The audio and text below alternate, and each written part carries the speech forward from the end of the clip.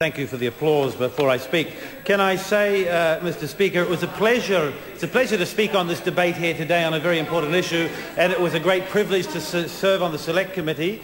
More than a year worth of work from the Select Committee on an issue that is a great problem for New Zealand. Now, when this bill was first brought to Select Committee, I can cast my mind back and remember the debate in this House, and I remember what the members opposite said. And I thought it will be interesting when we get to Select Committee, when we get into the detail of the bill, when we really have a look at the problem we have in New Zealand, which is younger people who are being driven towards crime and those that have been committing crime not getting support from their government of the day. Mr. Speaker, we had this bill before us in the committee for a whole year.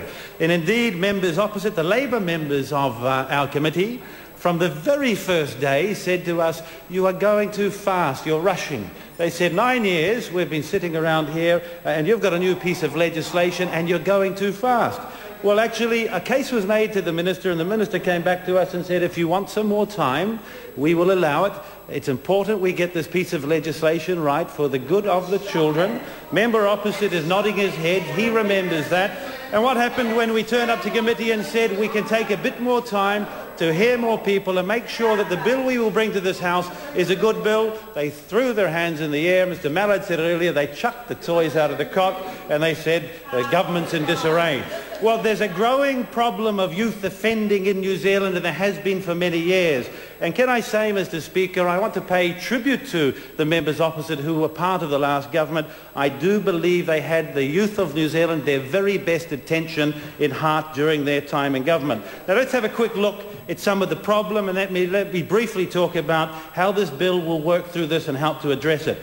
Let's take the 9 years before 2008 and let's look at some offending with young people. Violent youth offending, ages 14 to 16, rose by 47%. Now, none of us here want children to get into trouble. None of us here want kids to go out and commit violent crimes. But in 9 years, from 2008, 47% had increased. Violence by 12 and 13-year-olds increased by 30%. Robberies by 14 to 16-year-olds, 94%. Intimidation and threats, 69%, and grievous assaults. Mr. Speaker, if you get out in the public and listen to them about their concern about law and order in this country, a grievous assault is a serious crime. It increased by 122% offending by young people in 9 years from 2008.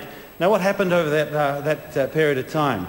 The last government, Mr. Speaker, forgot about these kids. Now, I said earlier I believe that they had their very best intentions in heart, but I think they got caught up in the things they were doing rather than looking at whether or not children were being helped and whether or not actually the problem was getting worse. And the reality is it did get worse over that period of time. Well, we've heard today lots of reasons why we shouldn't pass this piece of legislation. From members opposite, we've heard a lot of the things that they did and how they were okay and they were working. I tell you, anybody whose family member has been grievously assaulted by a young person, and those assaults increased by 122%, would disagree with the members opposite. So I've listened to them during committee, I listened to them in the first reading, and I've listened to them today. And Mr. Speaker, you know, the only conclusion I've come to is that I must treat them in the way that the New Zealand public did for at least a year before the last election, and certainly since the election. I think I pretty much have just got to ignore them, because that's what the New Zealand public has been doing. They have no credibility on these issues. Now, Mr. Speaker, we as a committee went out and visited a number of institutions that are there to work with some of the children who are the most troubled in our society and get in the most difficulty with the law. And can I say to you, as a father, I did not enjoy those visits. I didn't like seeing people children up to the age of 17 locked up and in a form of incarceration. I didn't like that at all. And I came away from that visit to Auckland thinking these kids shouldn't be there. We then went to a residency where young children were in the care of the state. And I sat with some of these kids and listened to them as they were doing their schoolwork. And Mr. Speaker, I did not want to see those kids there, and I wish there was a way that they shouldn't be there. But when I spoke to them and asked them questions, you know, a young boy who was 9, what he thought about being there. Did he miss his mum? And he said he certainly did. Did he have a bike to ride there? It was okay. He wanted to be back with his family. When I spoke to the people that run that institution afterwards and asked about his background, his father's a gang member. His mother is in hiding.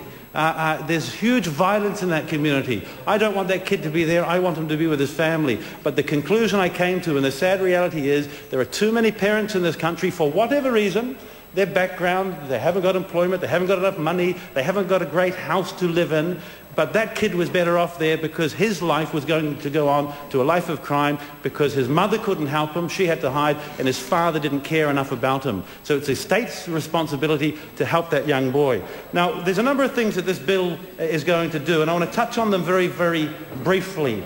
We're going to have a look, Mr. Speaker, at how we help these young kids. Think for a moment. Our prisons are full. We know that. It was a big issue during the campaign a bit more than a year ago. We know that people are going to prison. But are you telling me honestly, members opposite, that the reason these young people, the moment they reach the age from 18 to 24, all of a sudden they start committing crimes, and that's why they go to jail? Actually, go and talk to the police, go and talk to youth workers, and there is a problem that starts for many of them when they're young, and it progressively gets worse, and then when they hit the age of 18, what happens? We say they're not a youth anymore, problem solved, they end up in jail. Well, we've got to start at the very beginning, and we need to look at the kids that have the most difficulty, and we need to support them much, much more. And of course it's going to be about drug and alcohol rehabilitation. Absolutely it is. We heard that in the committee, the ministers said it. Of course that needs to happen. The members opposite are turning a blind eye and being political if they think that that isn't about helping young kids get out of that. Now, of course there's going to be in some cases children spending more time away from their families in an environment where some of these issues can be worked through. You know what's been happening over the last 9 years, Mr. Speaker? A child would commit a crime. The family court would say, you must go into residence. They would go there for a period of time, and then they were put straight back in the environment that they came from, and of course they ended up where they had started, and they started committing these crimes again. And those kids, when they hit the age of 18, would get in trouble and go to jail. Well, that's actually not good enough at all. Now, we heard other members talk a little bit about the military-style camps. Mr. Speaker, we're not talking about the time when these camps were called boot camps and the people had to wear boots and march up and down. Go and have a look in the country and some of the work that's been done around this at the moment. In some cases, you know, when a young person gets in trouble, a short, sharp shock is enough. The police visit their home, that's enough, they'll stop. But for many of our children it isn't enough, and what it means is some months where they'll respect themselves, they'll be taught to respect others, there will be some discipline, people will treat them as they should be, and then a large amount of follow-up when they go back to the community rather than dumping them straight there again, and they end up in our prisons. Mr. Speaker, I feel passionately about this. There's a lot more I could talk about. I could talk about young people in Makatu who go out and rob houses and who go out and break into cars. I won't, but those young kids need some help, and members opposite know that, and we need to start earlier to work with them so they don't end up spending their lives in our prisons. I'll be supporting this bill, and I think the members opposite who have any experience in these areas should support it too. Thank you very much.